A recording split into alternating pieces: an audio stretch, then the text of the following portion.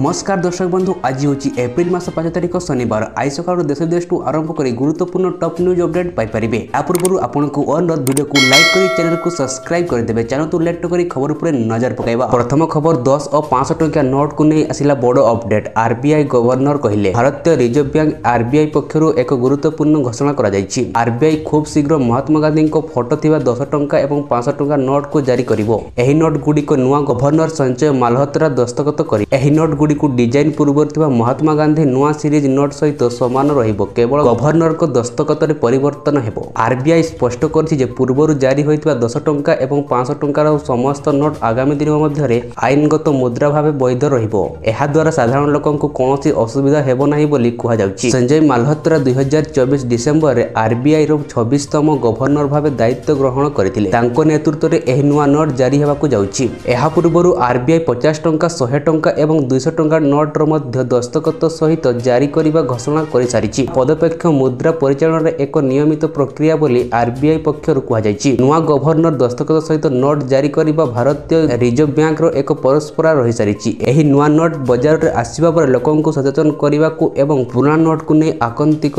नहेबाकु परामर्श दिया जायतिबार खबर मिलिछि। परवर्ती खबर ओडिसा रो 2टी रेल प्रकल्प को मिलिला कैबिनेट मंजूरी। केंद्र कैबिनेट रो बैठक रे अनेक गुरुत्वपूर्ण वास्तव को मंजूरी मिलिछि। बैठक पर केंद्र रेल मंत्री अश्विन वैष्णव बैठक रे निष्पत्ति उपर सूचना दैछथि। से कहछथि जे रेल मंत्रालय 4 परियोजना को मंजूरी दिया जायछि। प्रकल्प गुड़िक पई 18,658 कोटी टंका खर्च हेबो। महाराष्ट्र ओडिशा और छत्तीसगढ़ रे 15 जिला को कवर करुथिबा एही परियोजना भारतीय रेलवे नेटवर्क 1247 किलोमीटर बढ़िबो। सेथिरु 12टी प्रकल्प ओडिशा पई रहिछि। एने मुख्यमंत्री मोहन चरण माझी प्रधानमंत्री को धन्यवाद जणाइछथि। मुख्यमंत्री कहछन जे ओडिसा रे विकास प्रति प्रधानमंत्री को फोकस करी आसीछि एवं केंद्र सरकार नियमित भाव में ओडिशा प्रति किभली गुरुत्वपूर्ण विकास प्रकल्प गुड़िक मंजूरी करिसेंती एहा तार प्रमाण। प्रधानमंत्री को मार्गदर्शन में ओडिशार विकास भाव देशर एक ग्रोथ इंजिन भाव विकसित हेबो बोली कहिसेंती मुख्य अश्विन वैष्णव कहिसेंती जे रेलवे लाइन विस्तार को एहा आहुरी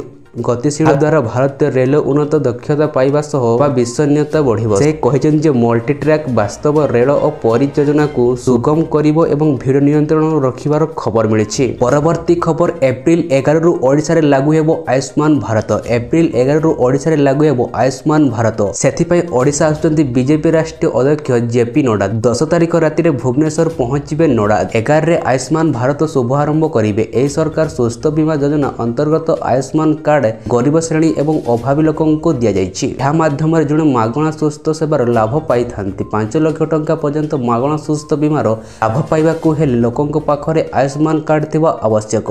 एहा माध्यम रे कार्डधारी को मागणा चिकित्सा पाई परिबे। ABHA card Ayushman Bharat digital mission ABMD अधीन रे परिचालित एनएचए रो एक डिजिटल स्वास्थ्य सेवा पदपेक्ष। एथिरे 70 रु अधिक वयस को पाइबे चिकित्सा सुविधा। 70 वर्ष रो अधिक वयस लोक थिले परिवार पिछा सर्वाधिक चिकित्सा सुविधा 15 लाख टंका। समुदाय 3.52 कोटी लोक हेबे उपकृत। आयुष्मान कार्ड पई आधार कार्ड राशन कार्ड एवं ठिकाना प्रमाण आवश्यक। एसबु व्यतीत आवेदनकारी को एक सक्रिय फोन नंबर मध्य रहिबा आवश्यक। जदि एही 4टी डॉक्यूमेंट मध्य कोनोसीटी नाही तेबे आवेदन रद्द हेबार आशंका रहिछि। निकटतम जनसेवा केंद्र और परिदर्शन करी आयुष्मान कार्ड पई आवेदन करा जाई पारिथिबार खबर मिलिछि।